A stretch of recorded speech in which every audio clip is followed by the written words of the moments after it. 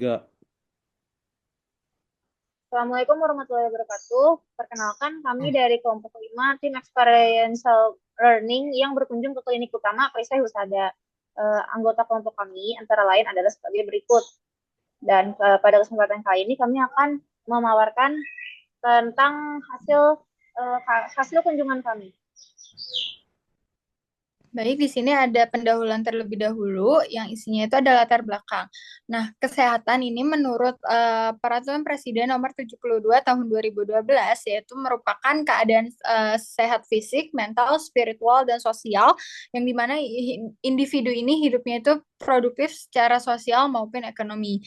Nah, kemudian di sini karena kita mengunjungi experiential learning-nya itu adalah klinik yang dimana berdasarkan Permenkes nomor 9 tahun 2014 ini merupakan fasilitas pelayanan kesehatan perorangan yang menyediakan layanan medis dasar dan spesialis. Yang dimana klinik itu dibagi menjadi dua, yaitu ada pertama dan utama. Kalau pertama itu biasanya dia menyediakan pelayanan medis dasar yang biasanya lebih kemudian untuk klinik utamanya itu lebih banyak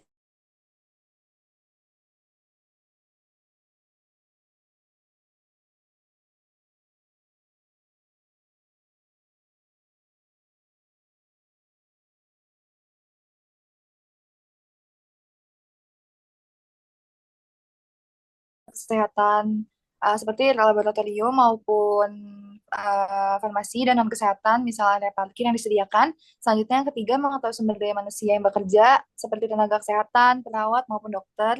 Yang keempat, mengetahui indikator mutu di klinik utama Perisai Husada. Yang kelima, mengetahui bentuk dan struktur dan sistem manajemen di klinik utama Perisai Husada. Yang keenam, mengetahui pelayanan kesehatan beserta alur pelayanan kesehatannya. Di sini juga ada terkait alur rujukannya. Yang ketujuh, mengetahui sistem informasi kesehatan yang digunakan di klinik utama Perisai Husada. Yang kedelapan, mengetahui sistem pembiayaan kesehatan di klinik utama Perisai Husada. Dan nantinya juga kita akan membahas terkait kerjasama dengan BPJS-nya. Lalu kedua ada pembahasan di mana ada profil umum meliputi sejarah dan lokasi berdiri pada tanggal 30 Oktober 2002. Lalu lokasinya ada di Jalan Cibaganti nomor 29 Bandung. Lalu konsep dan pelayanannya yang pertama ada pelayanan kesehatan terpadu dalam satu atap meliputi penyakit dalam saraf, hemodialisis, kemoterapi, ambulan dan instalasi farmasi. Selanjutnya ada konsep feeling at home di mana Perisai Husada ini dengan moto pasien adalah sahabat bagi kami sehingga merasakan klinik seperti rumah. Selanjutnya ada ruang konsultasi didesain agar pasien merasa nyaman seperti di rumah. Selanjutnya ada visi menjadikan pusat rujukan pelayanan kesehatan berbasis pendidikan dengan pelayanan prima.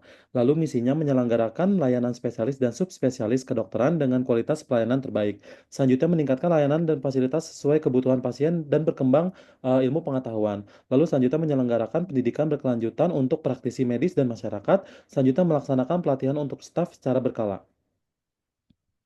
Selanjutnya ada sumber daya manusia. Yang pertama ada tenaga medis yang meliputi dokter spesialis, subspesialis, dokter gigi subspesialis, dokter umum, kualifikasi hemodialisis. Selanjutnya ada tenaga keperawatan dan penunjang medis, meliputi apoteker, tenaga kefarmasian, perawat rawat jalan, ahli teknologi laboratorium medis, tenaga gizi, rekam medis, terapi gigi. Selanjutnya ada tenaga non medis, meliputi petugas tata usaha, administrasi, K3RS, Customer Service, IT, dan SIMRS, logistik, IP, SRS, Satpam, dan juga petugas ambulan dan cleaning service. Di sini ada jenis pelayanan. Boleh next, Intan? Nah, karena klinik Perisai Husada itu merupakan klinik utama, jadi pelayanannya banyaknya spesialis. Jenis-jenis pelayanan itu ada polispesialis penyakit dalam, polispesialis bedah, polispesialis saraf, polispesialis kulit dan kelamin, polispesialis anak, polispesialis gizi klinik, polis gigi spesialis, unit hemodialisa, unit kemoterapi, instalasi farmasi, EKG dan ECG, pelayanan untuk fisioterapi, pelayanan untuk ambulans, inner harmony center, traveling, dialisis, dan MCU. Lalu untuk alur pelayanannya, pasien itu bisa mendaftar. Dia bisa melewati website lalu menghubungi WhatsApp-nya. Nah, lalu setelah menghubungi format tersebut, nanti datanya akan diverifikasi. Boleh next, bentar. Nanti pasien akan datang ke klinik, nanti dia akan diregistrasi ulang. Nah, nanti setelah itu akan ada pemeriksaan awalnya. Setelah pemeriksaan awal, dia akan konsultasi dengan dokter. Jika dibutuhkan akan ditindaklanjutkan. Nanti kalau sudah tindak lanjutan, dia akan dapat obat. Setelah obat, dia akan penyesuaian dan akan pulang.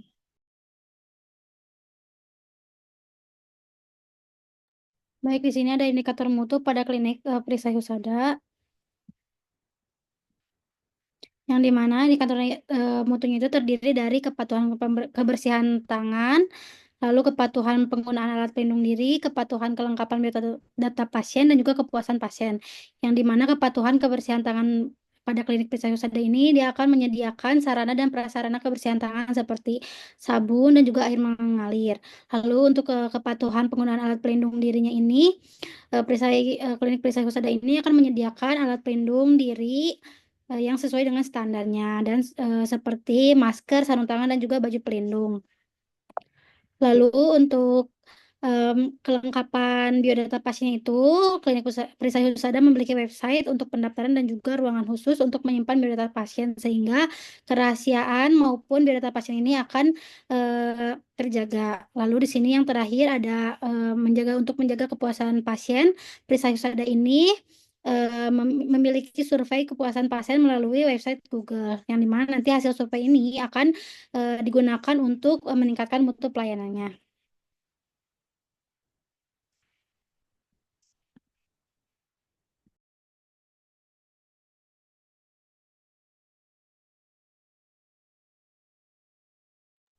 Baik, di sini selanjutnya yaitu pendaftarannya. Proses pendaftaran pasien di klinik utama Perisai Husada dilakukan dengan cara efisien. Untuk memastikan data pasien tercatat dengan akurat dan pelayanan diberikan tepat waktu. Nah, berikut adalah tahapan utamanya itu yang pertama pendaftaran online. Pasien mengakses situs resmi website Perisai Husada. Mengisi formulir pendaftaran dengan data lengkap seperti nama, nomor identitas, jadwal kunjungan, dan tujuan poli. Kemudian verifikasi data pasien.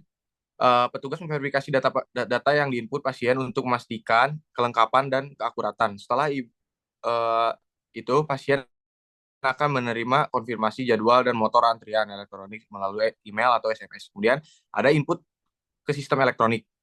Jadi ketika sudah diverifikasi, dimasukkan ke dalam elektronik klinik untuk memudahkan pelacakan riwayat medis, penjadwalan, dan juga pengelolaan rekam medis.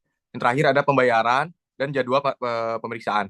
Pasien menyelesaikan pembayaran, jadi bayar jika diperlukan dan mendapatkan informasi jadwal pemeriksa atau tindakan.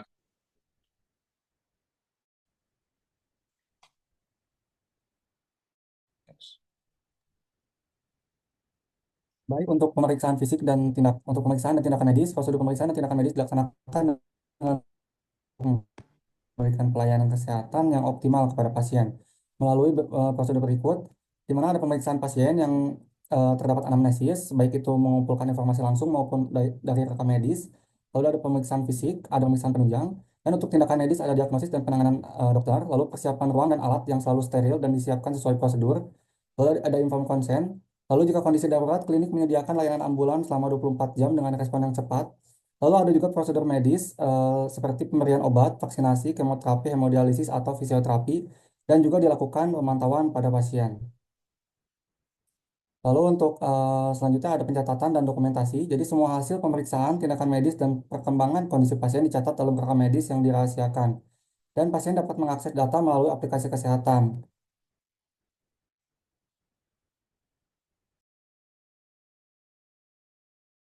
Selanjutnya ini ada alur rujukannya. Jadi jika pasien membutuhkan perawatan lanjutan atau spesies medis yang tidak dapat diselesaikan di klinik ya, nah maka dilakukanlah alur rujukan. Pertama, evaluasi oleh ke dokter. Nah, jadi melakukan pemeriksaan awal dan mengevaluasi kondisi pasien untuk menentukan kebutuhan rujukan ke fasilitas kesehatan yang lebih lengkap. Kemudian ada pembuatan surat rujukan, kemudian ada komunikasi dengan fasilitas kesehatan. Next. Nah, ini ada alur rujukan berdasarkan JKN BPJS.